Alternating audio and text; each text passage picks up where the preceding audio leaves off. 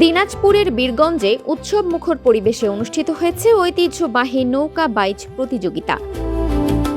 ৭ April মঙ্গলবার উপজেলার sluice gate সংলগ্ন ঢেপা নদীতে বাংলাদেশ ইউথ ফার্স্ট কনসার্নসের উদ্যোগে এই বর্ণাঢ্য প্রতিযোগিতার আয়োজন করা হয়।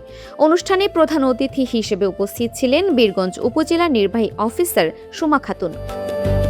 বিশেষ অতিথি হিসেবে উপস্থিত ছিলেন ৪ নম্বর পাল্টাপুর ইউনিয়নের চেয়ারম্যান মোহাম্মদ তৌহিদুল ইসলাম, বীরগঞ্জ থানার ডিএসবি ডিআইও মোহাম্মদ হায়দার আলী এবং World Vision Bangladesh Birganj area manager Robert Kamal Sarkar. প্রতিযোগিতায় অংশগ্রহণকারী বিভিন্ন দলের নৌকার মনোমুগ্ধকর কসরত উপভোগ করতে ঢেপা নদীর দুই তীরে হাজার হাজার দর্শকের সমাগম ঘটে। প্রথম মিটিংয়ে বসেছিলাম স্থানীয় লোকজন নিয়ে, আর সেখানে মায়েরা ছিলেন এবং শ্রদ্ধেয় নরেন দাস তিনি ছিলেন, এবং সেই অনুষ্ঠানে সেই মিটিংয়ের মধ্য দিয়ে তারা আমাদের কাছে অনুরোধ জানিয়েছিলেন যেন আমরাও মায়েদের একটা নৌকাবাজ দিতে পারি।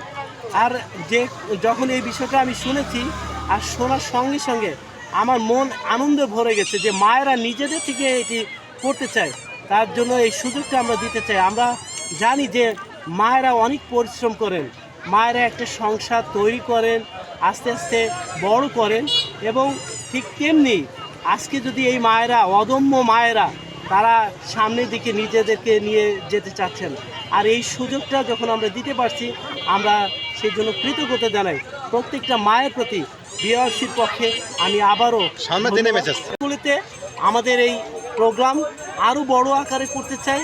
আমরা এই দিনাজপুর অঞ্চলের মানুষের সেই ঐতিহ্যবাহী নৌকাবাজ অনেকেই কোনোদিন দেখে নাই, কিন্তু আমরা চাই যে পরবর্তীতে এই নৌকাবাজ আরও বড় আকারে দিতে, যেন আরও হাজার হাজার মানুষ এখানে এসে সেই আনন্দ পেতে পারে, এবং যে মেসেজ নিজে সুস্থ থাকি এবং নিজের পরিবারকে সুস্থ রাখি, সুন্দর দেশ গড়ার কাজে আমরা প্রত্যেকের পাশে থাকি এবং সুন্দর দেশ। উৎসবমুখর এই আয়োজন এলাকাবাসীর মধ্যে ব্যাপক আনন্দ ও উচ্ছ্বাসের সৃষ্টি করে। অনুষ্ঠান শেষে প্রধান অতিথি সুমা খাতুন বিজয়ীদের হাতে পুরস্কার তুলে দেন। আয়োজকরা জানান, গ্রামীণ ঐতিহ্যকে ধরে রাখা এবং তরুণ সমাজকে সুস্থ বিনোদনে সম্পৃক্ত করতেই এই আয়োজন। এ ধরনের ঐতিহ্যবাহী উৎসব ভবিষ্যতে অব্যাহত থাকবে বলে আশাবাদ ব্যক্ত করেন সংশ্লিষ্টরা। Dinajpur TV multimedia desk.